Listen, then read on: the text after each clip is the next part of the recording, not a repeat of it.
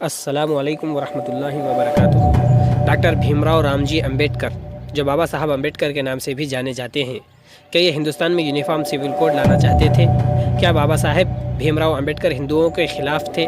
वो कौन सी बात थी जिसकी वजह से BR अम्बेडकर साहब ने हिंदू धर्म छोड़ दिया, और क्या थी उनकी दुख भरी कहानी? इस वीडियो में आप सबको यही सब बताने वाला हूँ, तो वीडियो को आखिर तक ज़रूर देखिएगा और इस चैनल को सब्सक्राइब कर दीजिए। तो चलिए शुरू करते हैं। डॉक्टर भीमराव अम्बेडकर हिंदुस्तानी तारीख के एक मशहूर चेहरा हैं। अम्बेडकर जी को अछूतों यानी दलितों के सोशल डिस्क्रिमिनेशन के ख़िलाफ़ मुहिम में अपने कोशिशों और इंडियन कॉन्स्टिट्यूशन बनाने में इनके अहम रोल के लिए जाना जाता है। इन्होंने हिंदुस्तानी अदालत के निज़ाम और इंडियन इकोनॉमिक्स में भी अहम रोल अदा किया है। बाबा साहेब अम्बेडकर की पैदाइश 14 अप्रैल 1891 में एक मिलिट्री कंटेनमेंट में हुई थी, जिसको आज मध्य प्रदेश में डॉक्टर BR अम्बेडकर नगर के नाम से जाना जाता है। इनका ख़ानदान मराठी था और इनका ताल्लुक़ महार नामी निचली ज़ात से था, जो अछूत या दलित थे। अगरचे BR अम्बेडकर स्कूल जाते थे, लेकिन वो क्लासरूम में दाखिल नहीं हो सकते थे। इन्हें शायद ही कभी पढ़ाई के सिलसिले में टीचर्स की तरफ से कोई तवज्जो या मदद मिलती थी। वो प्यास लगने पर दूसरों की तरह पानी तक भी अपने हाथों से नहीं पी सकते थे। अगर अम्बेडकर को पानी पीने की ज़रूरत होती तो चपरासी पानी को ऊंचाई से डालता था, ताकि पानी के बर्तन से इनका हाथ ना लगे। अगर एक जुमले में कहा जाए तो इन्हें अपने बचपन में बहुत ही तकलीफ़दा मरहले से गुजरना पड़ा। आप अंदाज़ा लगा सकते हैं कि हिंदुस्तान में इस वक्त कितनी जहालत थी कि एक आदमी को अगर प्यास भी लगे तो अपनी प्यास बुझाने के लिए अपनी मर्ज़ी से पानी तक नहीं पी सकता था, जब तक कि कोई बड़ी ज़ात वाला या कोई ब्राह्मण इसे पीने के लिए पानी ना दे दे। BR अम्बेडकर अपने ख़ानदान के साथ 1897 में मुंबई चले गए और एल्फिंस्टन हाई स्कूल में दाखिल होने वाले पहली निचली ज़ात के लड़के बन गए।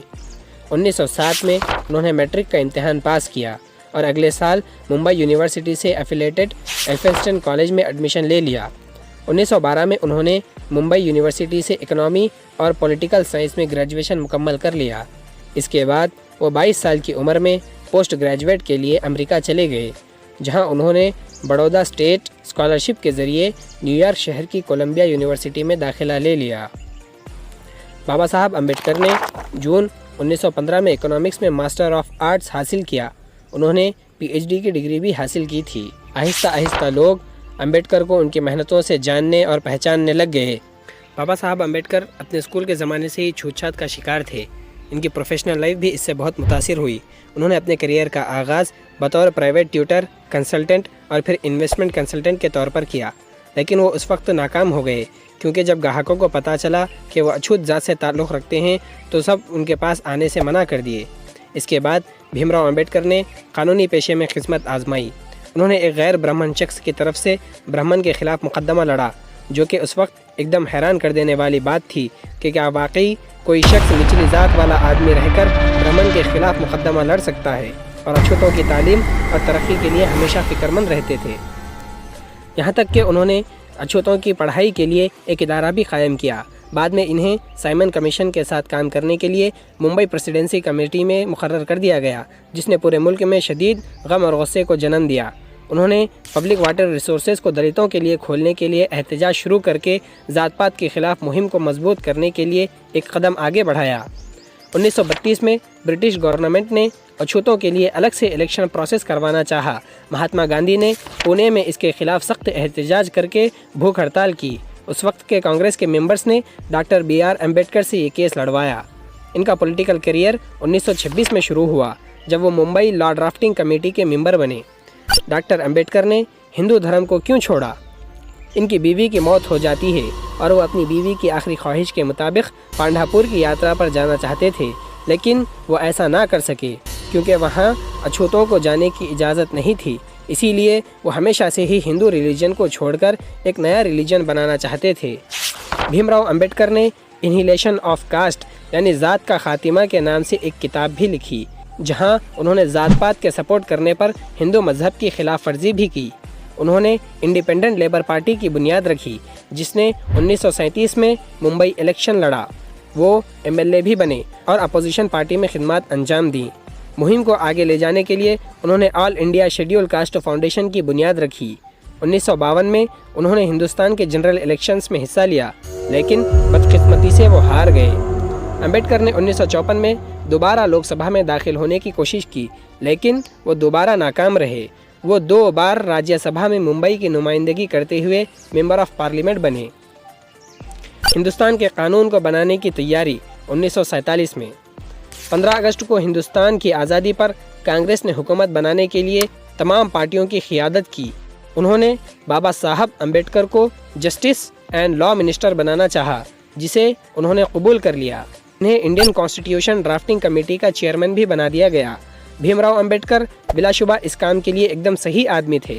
इन्हें कानून के बारे में बहुत अच्छा इल्म था। उन्होंने 60 से भी ज़्यादा मुल्कों के कानून को पढ़ा था।